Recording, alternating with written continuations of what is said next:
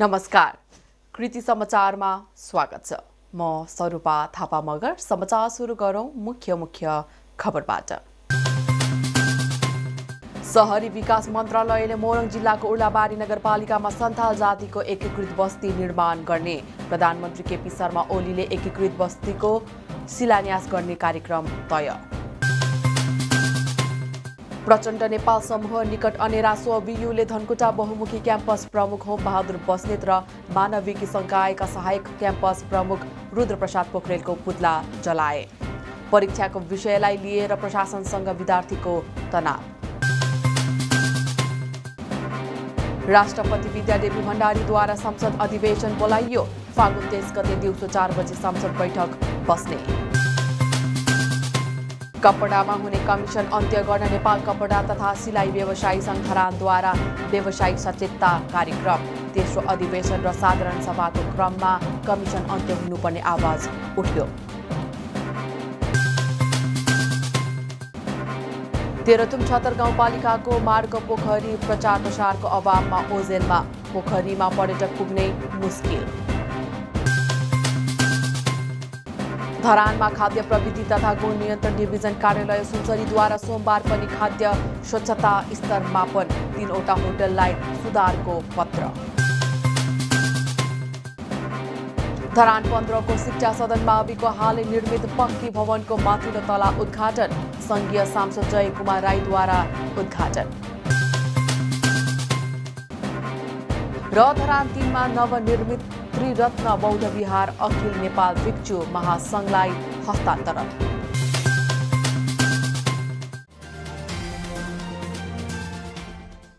अब समाचार विस्तारमा। शहरी विकास मन्त्रालयले मोरङ जिल्लाको उर्लाबारी नगरपालिकामा सन्थाल जातिको एकीकृत बस्ती निर्माण गर्ने भएको छ। आज प्रधानमन्त्री केपी शर्मा ओलीले सन्थाल जातिको एकीकृत बस्तीको शिलान्यास गर्ने कार्यक्रम रहेको छ, जसले गर्दा उर्लाबारी क्षेत्रमा सुरक्षा व्यवस्था कडा बनाइएको छ। शहरी विकास राज्य मन्त्री रामवीर मानन्दरका अनुसार उर्लाबारीको रातो होली खोल्सीमा निर्माण हुन लागेको बस्तीको शिलान्यास गर्ने कार्यक्रम तय भएको हो। मन्त्रालयले रातो होली खोल्सीको किनारमा 26 उराव र 106 सन्थाल जातिको गरी कुल 132वटा घर निर्माण गर्न लागेको हो। पुरै बस्ती निर्माणका लागि 30 करोड रकम खर्च हुने अनुमान छ। एकीकृत बस्ती विकास सम्बन्धी कार्यविधि 2075 अनुसार सन्थाल बस्तीको निर्माण स्थानीय प्रविधि सिप र सामग्री प्रयोग गरी गरिनेछ। प्रत्येक परिवारका लागि कम्तीमा 2 शयन कोठा, 1 भान्सा कोठा र 1 शौचालयको व्यवस्था गरिनेछ। नेपाल कम्युनिस्ट पार्टी नेकपा प्रचण्ड नेपाल समूह निकट अनेरा स्ववियुले धनकुटा बहुमुखी क्याम्पस प्रमुख होम बहादुर बस्नेत र मानविकी संकायका सहायक क्याम्पस प्रमुख रुद्रप्रसाद पोखरेलको पुतला जलाएको छ। गत फागुन 10 गतेदेखि सञ्चालित स्नातक तह तेस्रो वर्षको परीक्षा सञ्चालनका क्रममा क्याम्पसमा संलग्न परीक्षार्थीको वस्तुगत प्रश्नको उत्तर पुस्तिका क्याम्पसका मानविकी संकायका सहायक क्याम्पस प्रमुख पोखरेलद्वारा फेरबदल गरेको भन्दै अनेरा स्ववियुले बस्नेत र पोखरेलको पुतला जलाएको हो। यसअघि अनेरा स्ववियुले गत शुक्रबार धनकुटा बहुमुखी क्याम्पस प्रमुख र सहायक क्याम्पसको कार्यकक्षामा अनिश्चितकालीन तालाबन्दी गरेको थियो। परीक्षाको विषयमा भएको अनियमितता छानबिन गरी दोषीलाई कारवाही नगरेकाले अनेरा स्ववियु चरणबद्ध आन्दोलनमा रहेको क्याम्पस कमिटी सहसंयोजक सन्तोष बुढाथोकीले जानकारी दिनुभयो। विषयको परीक्षाको उत्तर पुस्तिका परिवर्तन गम्भीर यो फटाइ गरेको छ। यसमा धनकुटा बहुमुखी क्याम्पसका क्याम्पससिप होमबहादुर बस्नेतले सुधा सेटिङ गरेर जुन यो गलत कार्य गरेछ, यसमा हाम्रो गौरवशाली संगठन अन्डर आपत्ति जनाउँछ, घोर भर्सना गर्दछ।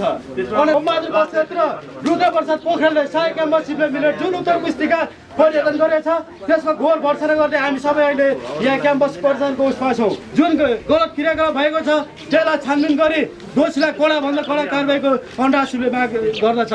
सो विषयलाई लिएर नेपाल विद्यार्थी संघले गत 12 गते नै तालाबन्दी गरेको थियो। सहायक क्याम्पस प्रमुख पोखरेलले उत्तर पुस्तिका फेरबदल गरी विद्यार्थीको भविष्यमा खेलवाड गरेको आरोप नेवी संघको छ। दुवै संगठनले पोखरेललाई तत्काल निलम्बन गरी कारबाहीको माग गरेका छन्। यता धनकुटा बहुमुखी क्याम्पसका क्याम्पस प्रमुख होमबहादुर बस्नेतले सहायक क्याम्पस प्रमुख रुद्रप्रसाद पोखरेल र घटना भएको दिनको परीक्षा इन्चार्ज सरिता भण्डारीलाई अनुसन्धान भरका लागि परीक्षाका कुनै पनि गतिविधिमा संलग्न नगराउने निर्णय गरेको बताउनुभयो।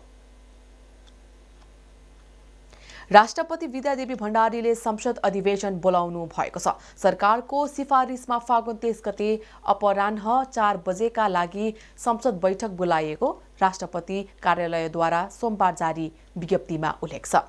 शुक्रबार बसेको क्याबिनेट बैठकले संसद बैठक आह्वानका लागि राष्ट्रपति समक्ष सिफारिस गर्ने निर्णय गरे पनि ढिला गरी पत्र पठाइएको थियो। संसद अधिवेशन आह्वान भएसँगै प्रतिनिधि सभाबाट नयाँ सरकार गठनको पहल थालिनेछ। कपडामा हुने कमिसनको अन्त्य गर्नका लागि नेपाल कपडा तथा सिलाई व्यवसायी संघ धरानले व्यावसायिक सचेतता कार्यक्रम गरेको छ। तेस्रो साधारण सभा एवं अधिवेशनको क्रममा कपडामा लिने दिने कमिसनको अन्त्य हुनुपर्ने आवाज उठेको छ। धरानको गीता मन्दिरमा सम्पन्न कार्यक्रममा दाहाल नेपाल समूहका नेकपा धरानका अध्यक्ष नारायण सुवेदीले कपडा पसलेलाई दिने कमिसन बन्द हुनुपर्ने आवाज उठाउनुभयो। उहाँले त्यस्ता कमिसनलाई पुरस्कार स्वरूप मजदुरलाई दिनुपर्ने बताउनुभयो। कपडा पसलेहरूलाई दिने कमिसन हटाई र श्रमको मूल्याङ्कन गरी मजदुरहरूलाई सहयोग गरे निम्न वर्गका श्रमिकहरूलाई सहज हुने उहाँले बताउनुभयो। क्वालिटी दिन्छ अनि तपाईको दोकानको नाम चल्ने हो। मजदुर चाहिँ रातभरि अनिदो बसेर काम गरेर आउँछ। दसैँ तिहारको बेला हेर मजदुरहरू सुत्दै पाउँदैन, रातभरि काम गर्छ। बिहे बटुकाको सिजन आउँछ, मजदुरहरू रातभरि काम गरिरहेको छ। अनि त्यसरी रातभरि खट्ने मजदुरले चाहिँ अलिकति थप पैसा पनि नपाउने। अनि त्यो कपडा व्यापारीले चाहिँ कपडा ल्याइदिएको भरमा एउटा ग्राहक बिडाइदिएको भरमा हामी त्यसलाई चाहिँ 600-700 रुपियाँ कमिसन दिन्छौँ। अनि कहाँबाट तपाईँको दोकानको गुणस्तर बढ्छ, तपाईँको कामको गुणस्तर कताबाट बढ्छ? मजदुरहरूलाई खुसी पार्नुहोस् न। नेपाल कपडा तथा सिलाई व्यवसायी संघका केन्द्रीय उपाध्यक्ष फिरोज अलीले व्यवसायमा देखिएको कमिसनको चलखेल बन्द हुनुपर्ने बताउनुभयो। उहाँले कमिसन चलखेललाई अन्त्य गरी सेवाग्राहीलाई सुविधा दिनुपर्ने बताउनुभयो। केही समय यता कपडा पसल र सिलाई व्यवसाय बीच झगडा भएपछि कमिसनको खेल बाहिर आएको थियो। धरानमा हुने यस्ता चलखेलले विद्यालयका अभिभावकहरू पनि मर्कामा पर्दै आएका छन्। कार्यक्रममा दलाल प्रवृत्तिको अन्त्य हुनुपर्ने आवाज उठेको थियो। कृति समाचारमा अब विज्ञापनको पालो।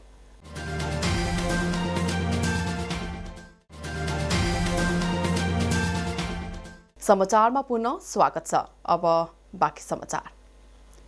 संवैधानिक आयोगमा गरिएको नियुक्तिलाई लिएर चौतर्फी बहस चलिरहेका बेला human rights watch, international commission of jurists र एमनेस्टी इन्टरनेशनलले संसदीय सुनुवाई बिना गरिएका नियुक्ति तत्काल खारेजी गर्न माग गरेका छन्। संवैधानिक अधिकारसँग सम्बन्धित ती संस्थाले सोमबार संयुक्त रूपमा विज्ञप्ति जारी गरेर माघ 21 गते अख्तियार दुरुपयोग अनुसन्धान आयोग, निर्वाचन आयोग, राष्ट्रिय मानव अधिकार आयोग लगायत 11 वटा आयोगमा गरिएका 32 जनाको नियुक्ति खारेज गर्नुपर्ने माग राखेका हुन्। संवैधानिक आयोगहरूको स्वतन्त्रतालाई कमजोर पार्ने गरी ल्याइएको अध्यादेशलाई सरकारले तत्काल फिर्ता गरी कुनै पनि परामर्श र संसदीय सुनुवाई प्रक्रिया समेत अवलम्बन नगरी यी आयोगहरूमा गरिएका नियुक्तिलाई रद्द गर्नुपर्ने माग विज्ञप्तिमा उल्लेख गरिएको छ।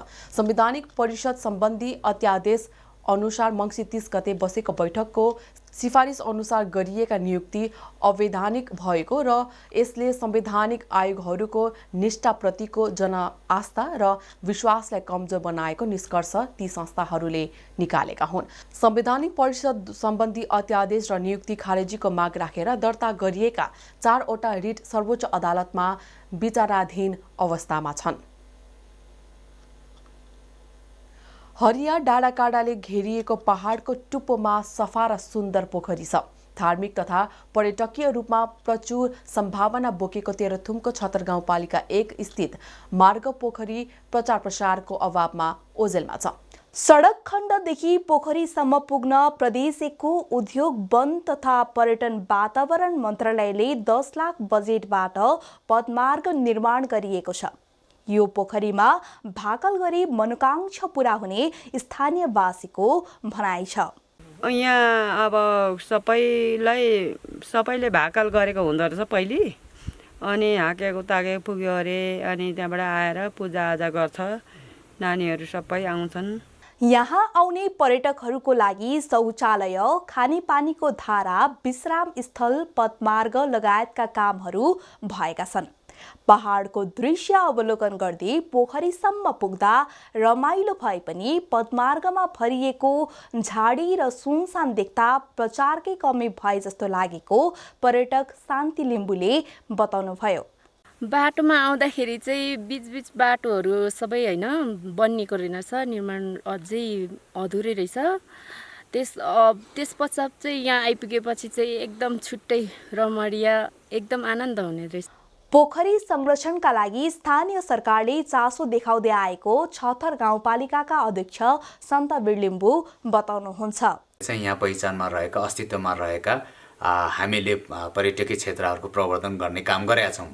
मार्ग पोखरीमा सिडी निर्माणको काम कम्प्लिट हुने चरणमा अगाडि बढिरहेको छ। संरक्षणको अभाव थियो, सुकेर गएको स्थिति थियो, त्यसलाई वातावरण हिसाबले संरक्षण गरेर आज अहिले पनि जाँदाखेरि पानी रहने स्थितिमा हामी पुर्याएका छौँ।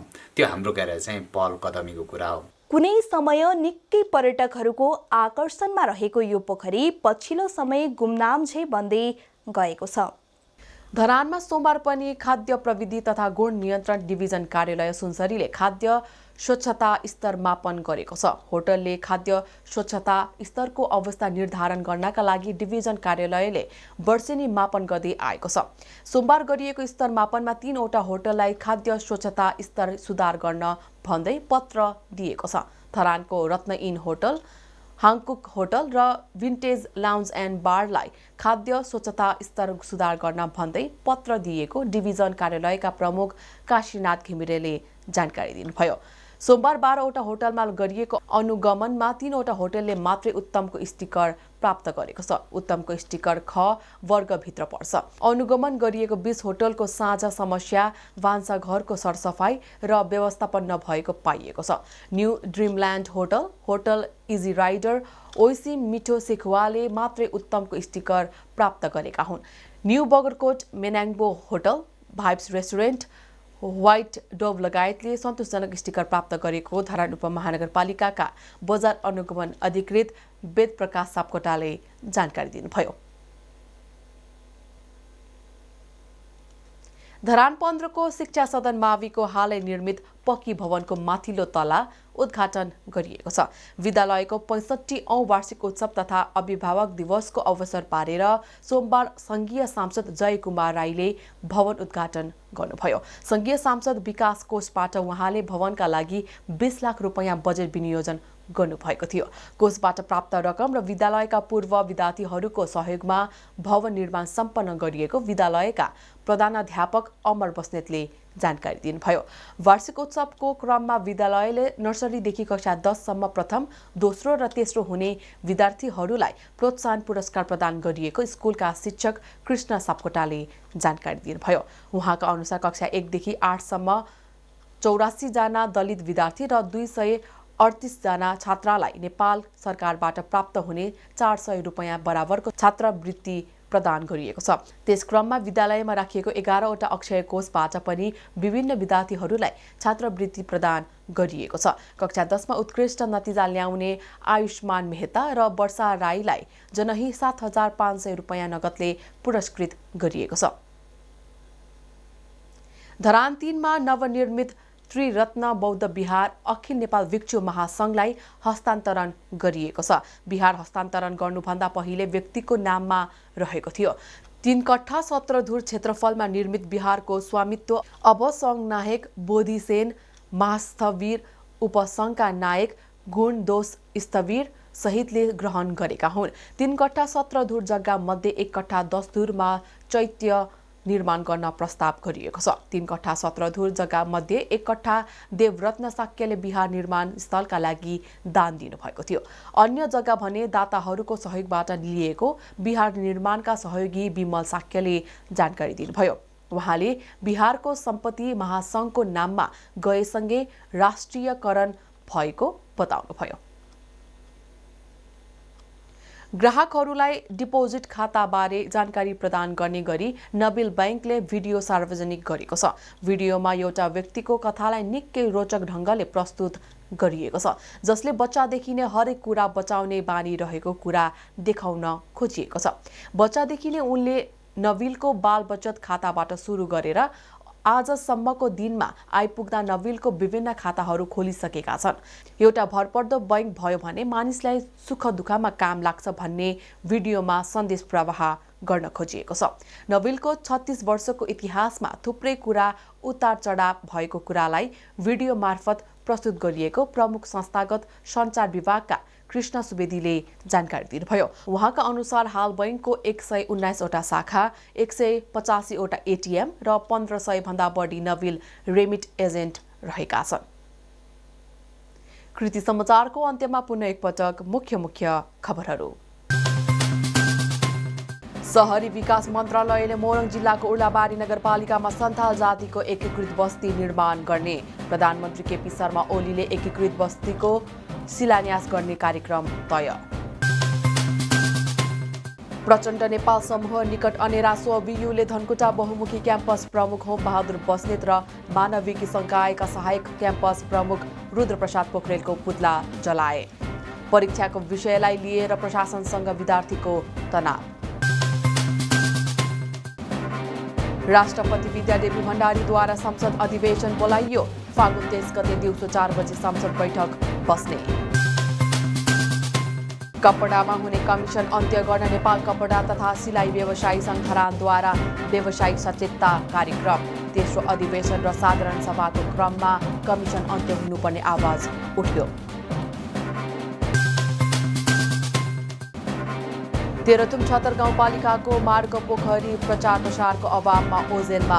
पोखरीमा पर्यटक पुग्नै मुस्किल।